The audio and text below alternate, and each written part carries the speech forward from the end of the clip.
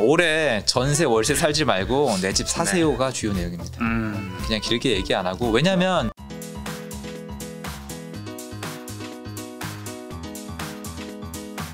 여기 이런 것도 많이 궁금해하세요. 이제 왜 그러냐면은 일단 질문 읽어드리겠습니다. 예. NSCHOY님께서 경기도 일산 최근 일자리 교통 효조에 더하여 리모델링 기대감이 있는데 주 옆 역 쪽 구축 아파트 앞으로 보유 아닌 매도해야 하나요? 네, 하셨습니다. 이게 왜 그러냐면 일산 분들이 이제 신도시 들어온다고 굉장히 힘든 시기를 보냈어요. 여러분 이제 기억 안 나시죠? 다들 기억 안 나실 거예요. 이게 부동산을 할 때 이게 안 좋아요. 사람이 저처럼 부동산에 올인하는 분들이 소수이기 때문에 부동산에 계속해서 집중하는 게 아니라 눈앞에 있는 거에 반응하잖아요. 이게 인간의 본능이잖아요. 그래서 눈앞에 있는 거에 반응하다 보면 옛날 일을 까먹는데 일산 신도시 분들이 신도시 창릉 들어온다고 난리가 났다가 나중에 일산이 다시 한번 폭등을 했거든요. 그런 다음에 잠잠해지셨어요. 맞아요. 지금 뭐냐 여러분 지금 3기 신도시 들어온다는 사실은 변화가 없는데 이제 가만히 계시잖아요. 왜 그러냐면은 창릉이 들어온다 해도 일산이 내려갈 것 같다는 생각이 들들 드시거든요. 제가 그 당시에 제 유튜브 현장에 일산 나가서 말씀을 드렸어요. 일산은 지금 바로 사도 된다. 문제가 없다. 지금 질문에 일단 답변을 먼저 드리면 저는 그냥 보유해요. 저는. 매도하지 않습니다. 왜 그러냐면 일기 신도시가 지금 말씀드렸다시피 89년도에 계획을 해서 92년도까지 입주라고 쭉 입주를 했는데 89년도를 지금 기반으로 얘기했을 때 지금 벌써 30년이라는 시간이 거의 다 지났거든요. 그럼 앞으로 한 7, 8년 지나면 40년 가까이 돼 가잖아요. 그러면 아시겠지만 아파트가 노후화 문제가 다가와요. 그럼 사람들이 또 이제 아무 감이 안 오시잖아요. 근데 생각을 해보시면 지금 강남이랑 서초에 구축 아파트들 있잖아요. 압구정 현대나 아니면 반포 주공 같은 데 있죠. 거기가 지금 왜 난릴까요? 왜죠? 생각을 해보세요. 오래됐으니까죠. 상계 주공도 상계 주공, 뭐 중계 주공 아니면 저기 창동에 있는 주공도 있고 하안 주공도 그렇고 뭐 신월 시형이나 성산 시형이나 정말 수많은 그 아파트들이 사실 지금 이슈를 받고 있는 이유가 입주가 단순히 좋기 때문이 아니고요. 재건축 재개발 이슈잖아요. 근데 일기 신도시는 아직 그 안에 안 들어오고 있잖아요. 그런데 지금 생각해 보면 일기 신도시도 언젠가는 늙는단 말이에요. 그럼 늙은 다음에 어떻게 되겠어요? 다시 지어야 된단 말이에요. 그래서 제가 항상 얘기하는 게 일기 신도시, 일산 신도시가 가지고 있는 매력을 과연 누군가 쉽게 구현할 수 있겠냐. 일산 호수공원 있죠. 그리고 아파트 다 갖춰져 있고 교육이랑 상권 완전히 갖춰져 있고 그리고 어떤 산책할 수 있는 공간 많이 다 마련돼 있고 그리고 3호선 들어가 있고 그리고 GTX 들어올 거잖아요. 그런 인프라를 갖춘 신도시를 또 만드는 게 그렇게 쉬울까라는 생각을 했을 때 저는 쉽지 않다고 생각을 하거든요. 그리고 일산에서 이미 한번 터를 잡으신 분들도 있는데 거기가 입지가 너무 안 좋으면 버리겠죠. 근데 지금 보면은 수급을 따지나 수도권에 어차피 아파트는 부족한 상황에서 일기 신도시를 버릴 수 있는 상황이 아니란 말이에요. 그러면 앞으로 갈수록 특히 주염역 쪽이면 GTX 호재도 있는데 굳이 파실 이유가 저는 없다고 생각을 하는 거죠. 그리고 일기 신도시가 이대로 쭉 가다가 노후화 문제가 되면은 다시 한번 주목을 받을 수밖에 없는 시기가 전 다가오고 있다고 생각을 하거든요. 자, CHOY님의 답변이었고요. 지금 굉장히 중요한 댓글 하나 달렸습니다. 천지님께서 김 작가님 옆에 계신 어른 공자님 얼굴이 작아 보여. 이거 정확한 팩트 해야 됩니다. 이제 가까이 쏴보세요.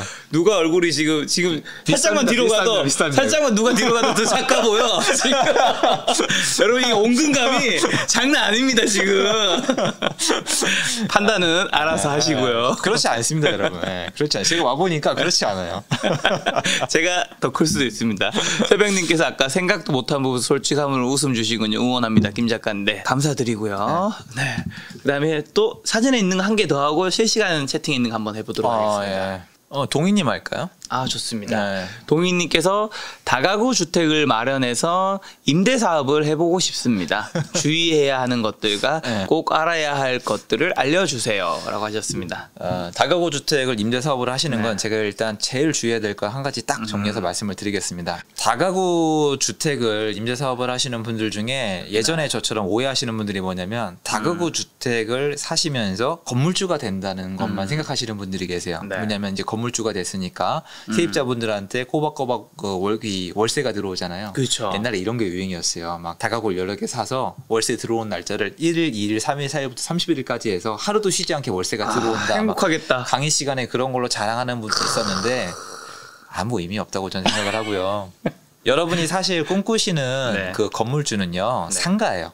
네네. 그러니까 사무실 아니면 상가, 근린 쪽이 많이 있어요. 네. 왜 그러냐면 제가 말씀하신 김에 여러분 꿈에도 연관이 있을 거니까 정리해서 말씀을 드릴게요. 자, 다가구 주택 있잖아요. 시설 관리를 누가 해야 될까요? 집 주인이 할까요? 세입자가 할까요? 건물주가 하는 거 아닌가요? 건물주가 하죠. 네. 도배를 다시 하던 싱크대를 다시 달던 아니면 바닥이 깨졌던 뭔가 수리를 해야 될 때 집 주인이 해주는 게 맞아요. 그렇죠. 그리고 컨디션이 좀 떨어지면은 월세입자가 안 들어오거나 월세입자가 나가버리죠.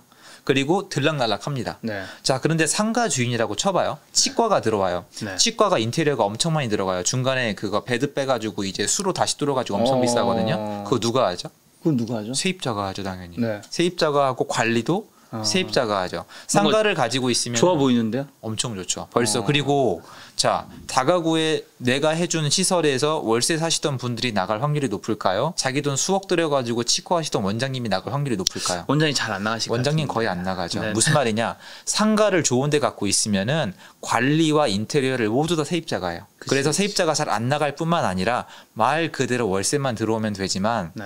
다가구는 제가 해보니까 여기서 포인트예요. 새로운 노동의 형태예요. 그럼 뭐 이렇게 얘기하시죠. 관리업체 써라. 네. 써보세요. 남는 게 있는지. 안 남아요, 잘. 그리고 관리업체가 절대 여러분이 생각하는 것처럼 해주지 않아요. 많은 분들이 이제 레버리지 사용해서 다가구 주택 사시면서 뭔가 네. 사장님, 회장님이 되는 기분을 누리시려고 하지만 제 경험상 정말 노동력이 포함이 돼요.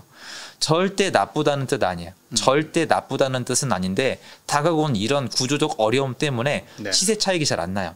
물론 지금은 시세 차익이 나요. 왜냐하면 집가가 다 올랐고 건물가가 올라갔기 때문에 특히 주요 지역은 많이 올라간 거 저도 인정을 해요. 네, 저처럼 경기권에 잘못된 집을 사면은 인근에 계속 지어댄단 말이에요. 그러니까 이게 나중에 시세가 잘 안 올라갈 뿐만 아니라 새 것이 들어오면 월세가 떨어져요.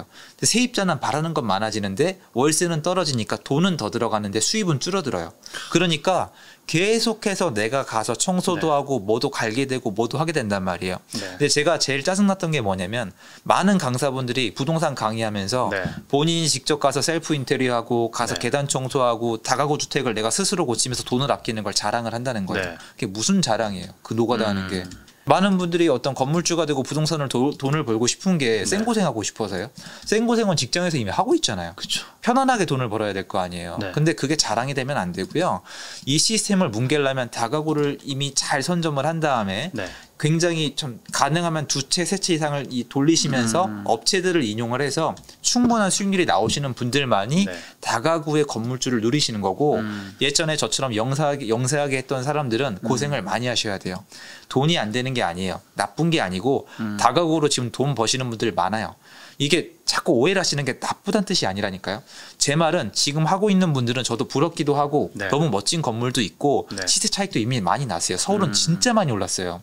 그리고 그거 제가 다시 지을래도 지금 짓기 어려울 정도로 집가가 올랐어요. 축하드리고 이건 좋은데 제가 하고 싶은 얘기는 어설프게 준비도 안 된 상태에서 난 그냥 건물을 갖고 싶다는 이유로 다가구를 한번 해보겠다는 분들은 이게 많은 노력과 노가다가 들어간다는 사실을 알아주십사 하는 거지 돈이 안 되는 뜻이 아니에요. 그러니까 생각보다 우리 노동이 많이 들어간다. 그렇죠. 제일 주의해야 될 점은 내 생각과 달리 굉장히 불편한 면이 있다는 거예요. 내가 완전히 자리를 잡기 전에. 그래서 내가 상상하는 게 상가나 오피스가 들어가 있는 세입자가 모든 걸 관리해야 되는 것인지 아니면 내가 기꺼이 봉사를 할 수 있는 주거 공간인지에 대해서 생각을 해보셔야 되는 게 저는 제일 중요한 주의점이라고 생각을 하고 주요 입지 서울과 경기권은 어지간하면 다가구 주택을 사도 망하지 않아요. 땅값이 안 내려가거든요. 나쁘다는 뜻이 절대 아니에요. 저도 했고 나쁘지 않은데 저는 여러 가지 해봤잖아요. 가성비가 떨어져요. 내가 너무 힘들어. 이걸 하는 만큼 다른 투자를 못해요. 요 부분이 제가 해봤을 때 최고 주의사항이고 나머지는 별로 없어요. 그거 하실 거면 그거 정도는 알고 시작하자. 우리 내가 노동력이 생각보다 많이 들어간다라는 거. 그리고 아까 전에 위드아웃님 후원해 주셔서 너무 감사드리고요. 그다음에 실시간에 주신 질문 한두 개만 좀 해보면 위드아웃님 또 같은 분이 주셨네요. 얼공님 저희 지인분 관련 질문이 있어요. 서부 이촌동.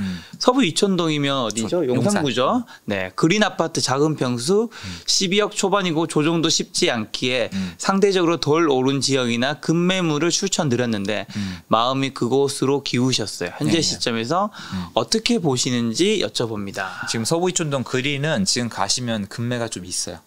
네, 왜냐하면 저기가 작은 평수는 투자자가 많이 들어갔다가 이번에 매도를 계획하신 분들이 계획과 달리 묶이면서 어딘지 한번 가볼 수 있을까요? 시청자분들은 사실 서부 이천동 하면 모르시는 분들도 많이 계실 수 있어서. 네. 저 사실 지도 왜 하고 싶었냐면 실시간에서 다른 유튜브 채널에서 지도 막 하는 거 보면서 이거 너무 가고 싶었어. 이거 다른 이제 신사임당님인데 다른 채널 이런 거 하시더라고요. 야 이거 나 너무 하고 싶었는데 뭔가 있어 보이잖아. 아니면 또 이런 거 같다 그래요. 안 해봤어 이거를. 보시면 여기가 지금 보시면 여기 거래가 끊겨 있죠. 7월 23일이 마지막 거래일이네요. 지금 그리고 이게 물건이 몇 개 없어요. 그래서 제가 마지막 갔을 때 이제 매도가 안 되니까 조금 욕심을 내려놓은 분이 계셨거든요. 그 매물이 계속 있는지 모르겠는데 저는 지금도 괜찮다고 생각을 해요. 왜냐하면 최근 실거래가가 없을수록 매도인이 조금 이렇게 흔들리는 경우가 있고 여기를 생각보다 투자를 목적으로 들어가신 분들이 생각보다 좀 있나 보더라고요. 왜냐하면 지금 보시면 이촌동이라 하면 사람들이 한가람을 둘러싸고 있는 이쪽을 많이 들어가시거든요. 비싼 동네죠 사실. 여기 부자 동네죠. 원래 원조 부촌이에요. 이쪽에 여기에 그 있잖아요. 그 첼리투스. 이제 첼리투스가 렉스린가 렉스 아파트 재건축 들어간 거거든요. 여기가 원래 얘랑 둘 다 재건축을 가려 그랬어요. 왕궁이랑. 근데 여기가 추가 분담금이 5억씩 나왔고 지금 이게 56층인가 올렸을 거예요. 36인가요? 56층까지 있잖아요. 56층까지가 있는데 정확하게 이것까지 기억해요.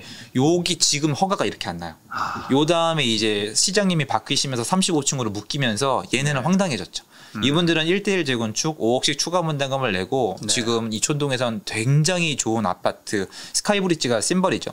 같이 갈 수 있었던 그러니까 운명이 바뀌었던 아파트고 지금 다시 추진 중이실 거예요. 그래서 굉장히 좋은 동네고 잘 돼 있고 뒤쪽에 호재도 많고 이 용산공원은 나중에도 모든 사람이 사랑하는 공원이 될 거라고 생각을 하고 있고 여기도 너무 멋진 곳이죠.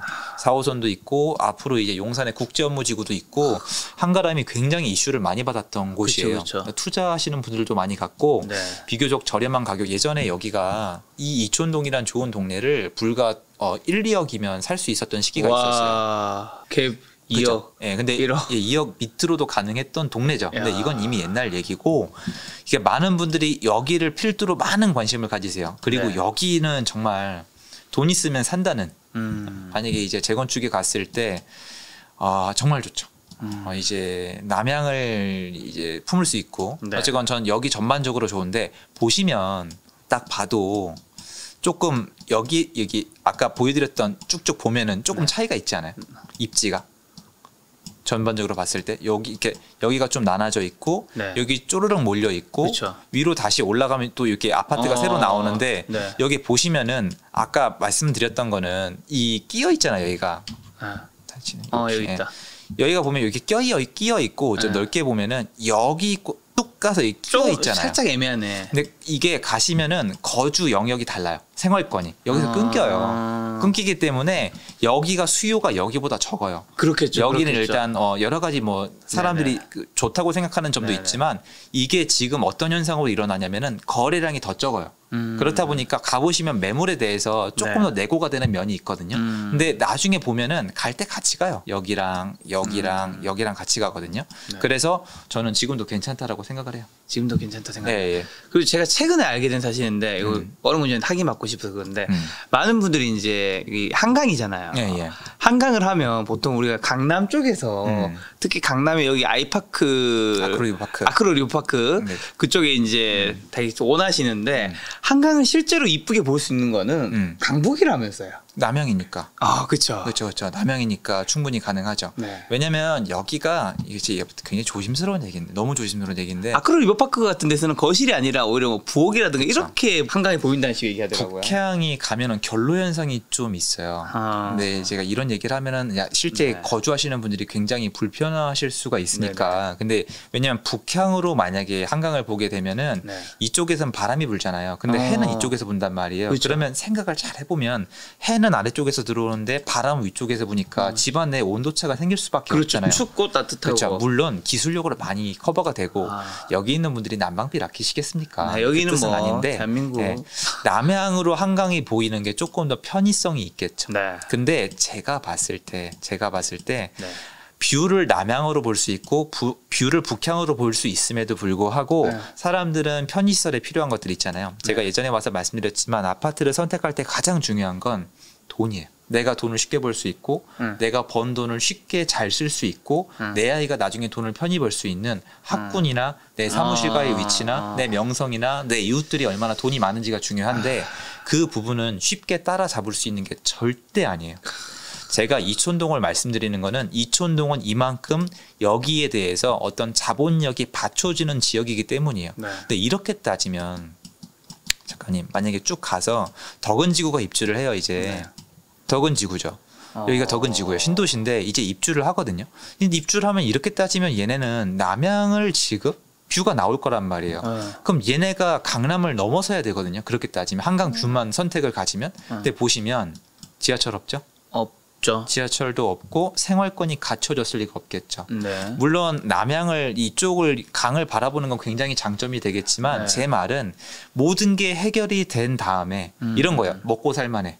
먹고 살만해야 애도 교육을 시켜. 네. 애도 교육시키고 돈이 남아야 쇼핑도 하죠.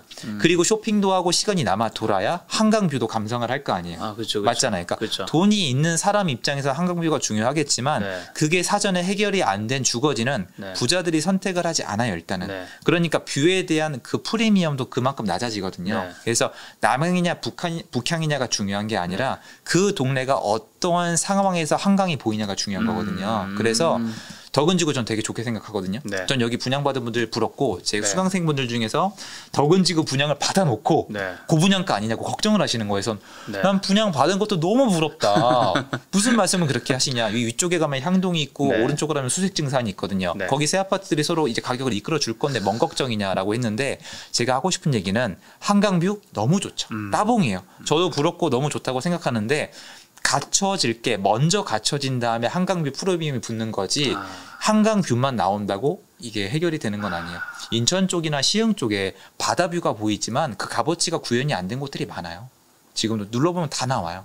그리고 또 따지면은 거기가 와부인가요? 와부고등학교? 칠까요? 와부고등학교. 와부고등학교. 그러니까 여기가 제가 이름이 덕소인데 보세요. 다 한강뷰 나와요. 이게 무슨 말이냐면은 아크로 리버파크는 가면은 한강뷰가 보이냐 안 보이냐에 따라서 수억 원이 차이가 나요. 맞아. 5억 원이 넘게 차이 나는 경우도 있어요. 좀 안 좋은 거랑 비교하면. 근데 네. 저는 여기 낙찰을 받았었거든요. 네. 수업 시간에 말씀을 드렸는데 백오동 낙찰 받아서 남향으로 한강뷰가 쭉 빠진 아파트였어요. 근데 여기는 다른 동보다 1억 비싸요. 물론 전체 가격에 영향이 있겠지만 제 네. 말은 이게 남향으로 그렇게 따지면 얘는 전체 아파트 가격은 약하지만 남향으로 보이잖아요. 그런데 남향이냐 북향이냐가 중요한 게 아니라 얼마나 그 전에 사람들이 주거시설을 선호하는 수요 조건을 갖추고 있냐가 훨씬 중요하더라고요. 그래서 한강뷰도 이런 거 저런 거 많이 소화를 해봤지만 네. 강남에 있는 한강뷰가 훨씬 더 비싸더라. 북향이냐 남향이냐는 테크니컬한 문제인 거지 사실은 그건 별도의 문제예요. 한강뷰 얘기했다가 아주 좋은 가르침 예. 얻었네요. 한강뷰만 보고 무조건 덥석 네. 높은 호가에 사실 이유가 없어요. 네. 자, 그 다음 질문은 이제 여기 천년영가님께서 네. 잘 듣고 있습니다. 실거주 전세 주고 월세 사면서 투자하는 거 어떨까요? 경기 남부입니다. 라고 해주셨습니다. 경기 남부는 어디인가요? 한번 좀 근처로 한번 가볼까요? 대충이라도. 경기 남부면은 일단 지도로 계속 어디 가는 걸 가고 싶어서. 저 처음 해봐서. 솔직하십니다. 경기 남부는 약간 상대적으로 개념이 다를 수가 있는데요. 이렇게 아래쪽 얘기하는 거거든요.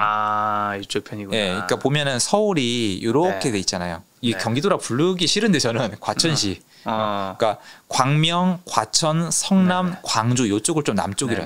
그리고 사람들이 비대면 나들이라고 네. 지금. 그리고 사실은 사람들이 이제 경기 남부라 그러면은 화성, 오산, 동탄이나 수원이나 오산, 용인을 많이 말씀하세요. 왜냐면 여기는 수도권이라 불러버리시고 너무 가까우니까. 근데 이쪽이라 하시면은 전세 주고 내가 전세를 줘버리고 목돈을 받은 다음에 월세를 내면서 투자하는 거 저는 괜찮다고 생각을 해요. 근데 어떻게 하냐에 따라 많은 차이가 있을 것 같아요. 그리고 이런 여러 가지 정보들이 담겨 있는 또 얼마 전에 근황 얘기만 잠깐 하면. 이제 어른공자님께서 책을 내신 걸로 제가 알고 있는데 그렇지 않나요? 와 이렇게 한번 보여주시나요? 이렇게 자연스러운 책 홍보를 또 도와드리는 이 게스트에게 삶에 도움이 되는. 아니 순위가 지금 16위야. 국내 6위까지 갔어. 6위. 와 종합 이렇게 딱 클릭하면 한마디로 이 뜻은 지금 이 ES에서 종합 순위 이제 1위부터 있는데 야 여기서 내렸을 때 16위에. 야 여기 딱 있네 여기. 경제 경영 부동산 이런 거 다 1위 했었고 6위까지 올라갔었습니다. 축하드립니다. 오늘의 책에도 지금 선택돼 있습니다. 오늘의 책에도 오늘의 책 어디. 오늘의 책 이게 매주에 한두 번 바뀌어요. 바뀌었나요? 이제 어른 공자님은 아웃. 나 며칠 일찍 올 걸. 아웃. 교보문고에 선정돼 있는 걸로 알고 있습니다. 교보문고에 들어가지 않겠어. 어쨌든 요 책. 서울 수도권 아파트 지금 사야 합니다. 어떤 내용 담겨 있는 거죠? 짧게 PRC가 30초 드리겠습니다. 올해 전세 월세 살지 말고 내 집 사세요가 주요 내용입니다. 그냥 길게 얘기 안 하고 왜냐하면 전세 월세가 너무 안 좋은 초이스라고 저는 생각을 해요. 특히 수도권은. 그래서 수도권은 전세 월세 선택하지 마시고 무주택자로 계속 기다리지 마시고 그냥 서울과 수도권은 집을 사는 게 좋겠다라는 게 제 의견입니다. 알겠습니다. 여러분 혹시 제가 요즘 제 책 홍보를 너무 안 해서 지금 많은 분들이 까먹고 계실 것 같아서 요거 제 책인 거 알고 계시죠? 이거 좋습니다. 요거 지금 자기개발 35이지만 그 한때 이제 굉장히 높은 순위였지만 많이 겸손해졌는데 지금 좀 많이 좀 떨어졌네요. 영원한 건 없다. 저도 알고 있습니다.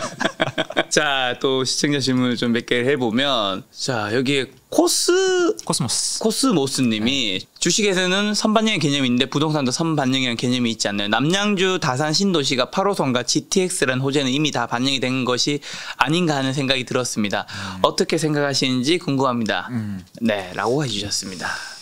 주식 선반영이란 마법의 단어 참 제가 예전에 많이 겪었는데 사실 주식에 제가 재능이 없다고 생각했던 이유 중에 하나가 저 단어예요. 그러니까 뭔가 공부해서 기껏 샀더니 안 올라가요. 그러니까 전문가는 나와서 하는 얘기가 선반영됐다.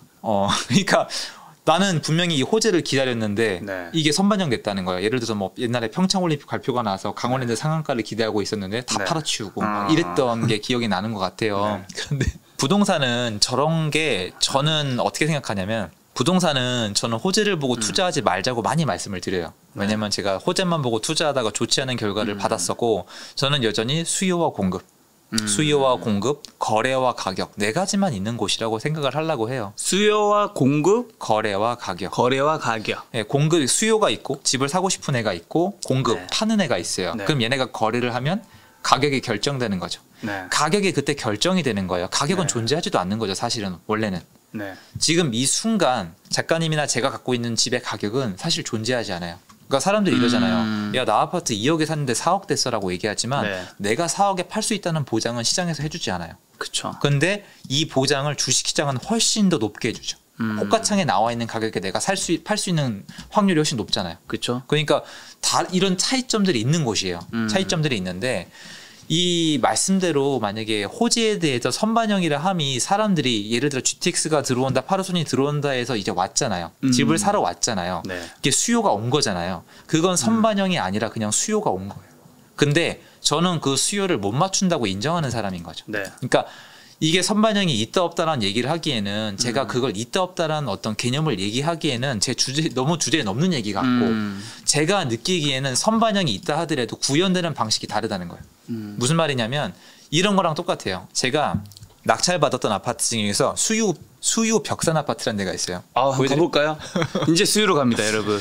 수유 벽산 아파트. 요 아파트예요. 수유 벽산 아파트. 요게 있나 볼까요? 잠깐만요. 수유 벽산 아파트 낙찰. 네, 써놓으신 글이 있나요? 아니에요. 그게 아니라 이게 신문 기사에 나왔었어요. 이거 맞아요? 감정가 2억 원대 서울 수유등 벽산 아파트 보면은 이게 잠시만요. 이게 무슨 광고가 이렇게 많이 떠? 너무 심하네요.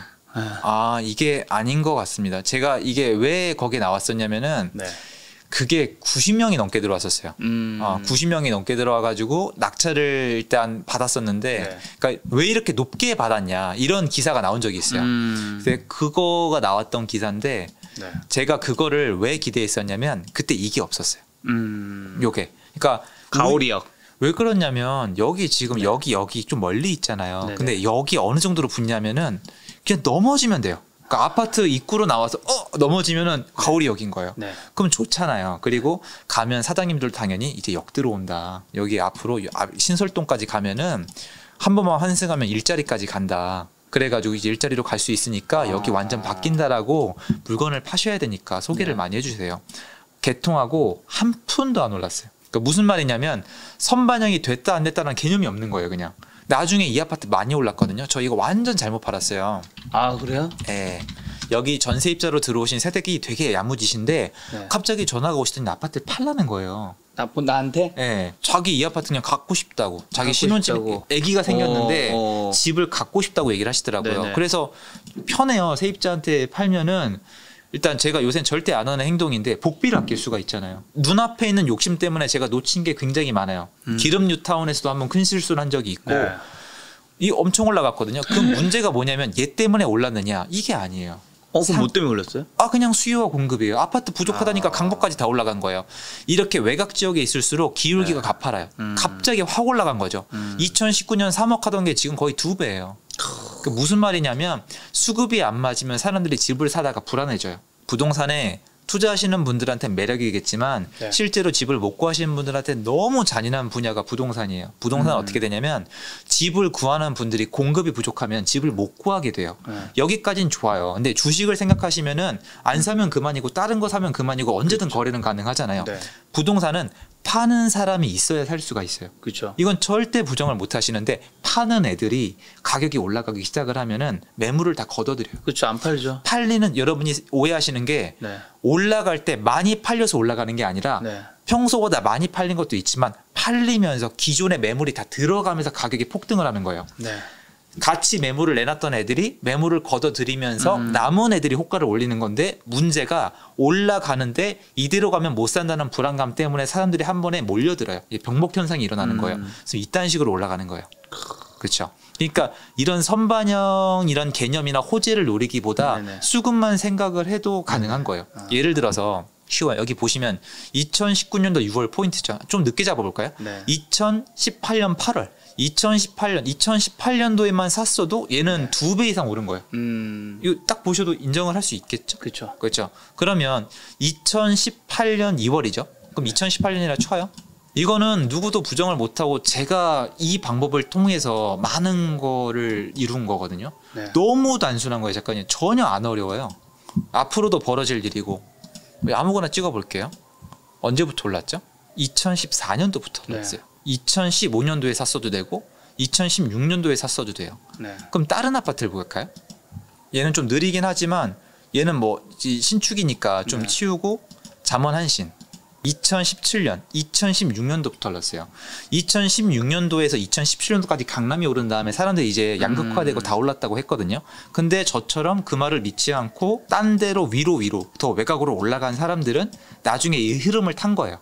왜냐면 한꺼번에 다 안 올라요. 주택에 대한 수요는 퍼지게 돼 있거든요. 네. 근데 쭉 가서 기름 뉴타운보다 더 멀리 수유동을 왜 갔냐면은 여기가 그 당시에 제가 이 아파트를 사는데 들어갔던 돈이 1,500만 원인가 그럴 거예요. 돈이 없으니까. 네. 수유 벽산 아파트. 예, 수유벽산 아파트. 지금도 그렇게 선호하지 않아요, 사람들. 전 이거 경매로 받았잖아요. 그럼 더 싸겠죠. 그러니까 이게 레버리지를 이용하는 방법 중에 하나인데 네. 강남이 2014년도부터 움직였으면은 마용 성광은 그 다음에 2016, 2017, 2018부터 움직였고 2018 넘어서 노도강 여긴 2018 넘어서 2019 이렇게 움직였고 2000은 막 2020년도에 움직였고 이런 식으로 순차적으로 움직인단 말이에요. 그러니까 무슨 말이냐면은 호지에 대한 선반영이 만약에 있다 하더라도 저는 못 맞추는 영역이에요. 야, GTX가 들어오는데 거기 아파트 한 채 사야겠다. 예를 들어서 여기 지금 GTX가 들어온다고 쳐요, 의왕에. 네. 근데 저희 작가님이 GTX 때문에 거기 아파트를 가서 살지 안 살지 나는 네. 맞출 길이 아예 없죠. 근데 주택 수요 공급을 비교했을 때 아무리 봐도 수요보다 공급이 부족해지겠다라는 생각이 들면은 거기를 미리 사놓을 수 있죠. 그래서 선반영이란 개념에 대해서 제가 주식을 잘 못하니까 선생님보다 네. 잘은 모르겠지만 네. 부동산에도 존재는 한다. 그리고 나는 못 맞추겠다. 네. 그리고 나는 그걸 기반으로 투자를 하지 않는다. 네. 그리고 그런 개념을 몰라도 부동산은 투자하는 데 문제가 없더라. 라는 답변을 해드리는 게 좋을 것 같아요. 알겠습니다.